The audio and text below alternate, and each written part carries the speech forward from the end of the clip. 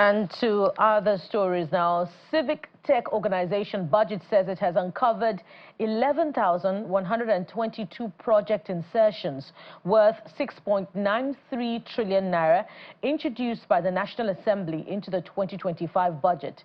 In its 2025 budget tracking report tagged National Assembly insertions in the 2025 budget, the organization says its analysis reveals that 238 projects valued at over 5 billion naira each, with a cumulative value of 2.29 trillion naira, were inserted without much effort at justifying them.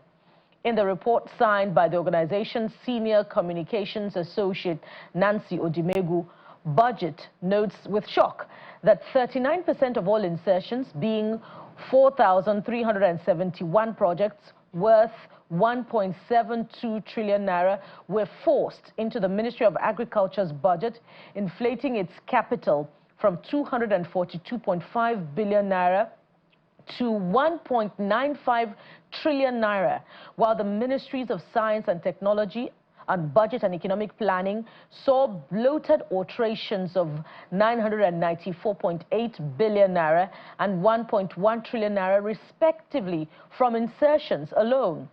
Budget identifies some of the anomalies to include 1,477 streetlights worth 393.29 billion naira, 538 boreholes totaling 14.53 billion naira, and 6.7 billion naira earmarked for empowerment of traditional rulers. Budget is therefore calling on President Bola Tinubu to reform the budgeting process and on the Attorney General of the Federation to seek constitutional interpretation of the powers of appropriation of Nigeria's National Assembly.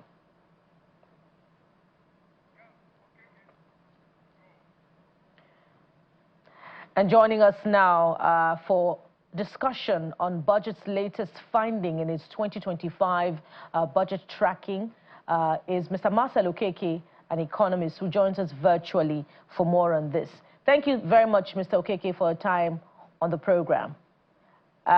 This is yet another in a series of Budget's analysis from its annual budget tracking report. What are your initial thoughts on these findings? Well, thank you for having me in this program. I want to say that the figures being discovered now, is a pointer to the fact that we have this poor governance, whether it's in terms of budget, whether it's in terms of whatever. You can see that there's a general poor governance.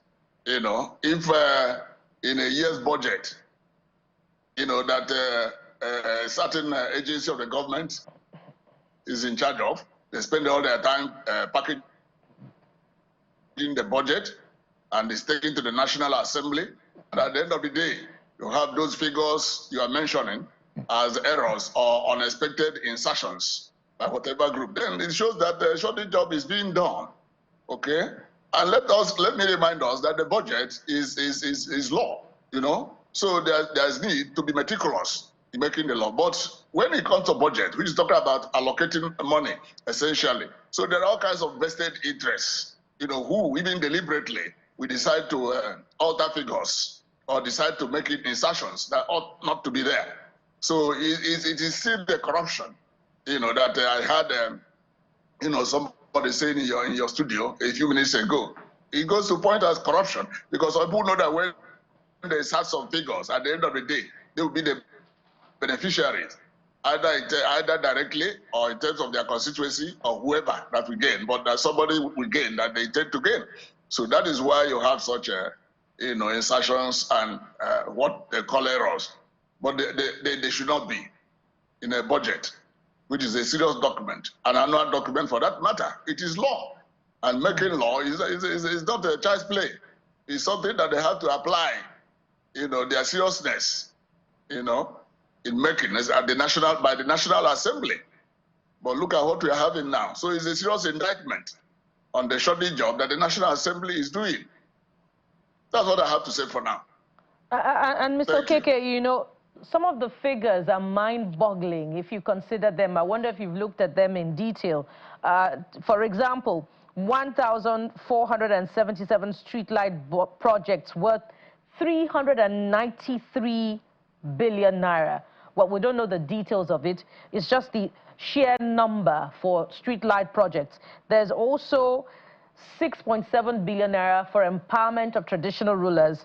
And somewhere down the line, you also have 3 billion naira for utility vehicles to support farmers and distribution agents. And, you know, one wonders where the justification for these figures are. But the call is on the president to reform the budgeting process. But the president cannot be in all ministries, departments, and agencies. So it speaks to the strength of character of these ministries to, on behalf of the executive, exercise the powers of checks and balances to return some of these documents if the numbers are unjustifiable. How can these MDAs be strengthened to either exercise these powers or to reject these insertions by the National Assembly should they have been inserted by the legislative arm of government? You see, we have network challenge, but what I can get from what you're saying, whatever, I mean, the figure that are coming out now is a validation of a shortage job. Also remember that the making of the annual budget is a duty of several agencies and bodies. You know, you have the section in the executive arm of the government. They now move to the legislature, and then it comes back to the president, who finally endorses. I want to tell you that even the president himself does not have a detailed knowledge of what he ends up signing as the annual budget, as a appropriation bill. He doesn't in any way go through it in detail for him to sign. It is some other people that do that. So the point is that the blame of what is happening now could be laid on the table of so many persons, so many agencies. You understand? You know, you find out that people have interest in terms of what they want to get from the budget. You now hear what is called constituency budget or constituency allocation. Where is that? Where is that in the Constitution? And you hear that a senator is getting so billion for constituency project. A member of the House of Reps is getting so billion for constituency project and all that. So they who are all involved in making the budget have vested interest, and that is to show corruption in all those places. So they are really not working for the development of the economy, so to speak, but for what they can get. I said it directly or indirectly. That is what is manifesting. That is what is showing.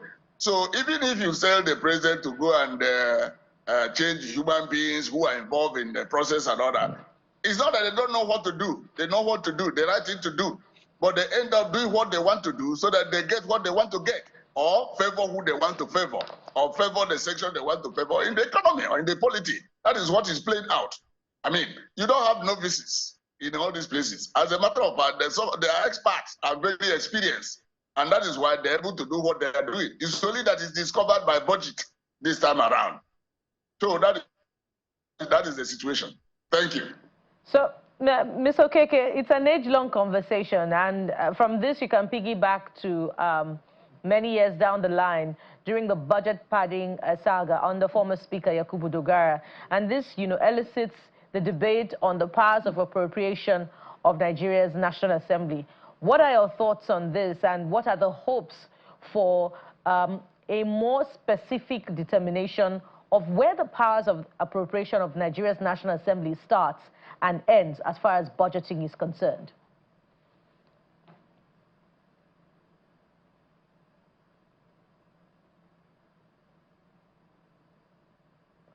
Mr. Okeke, did you get my question?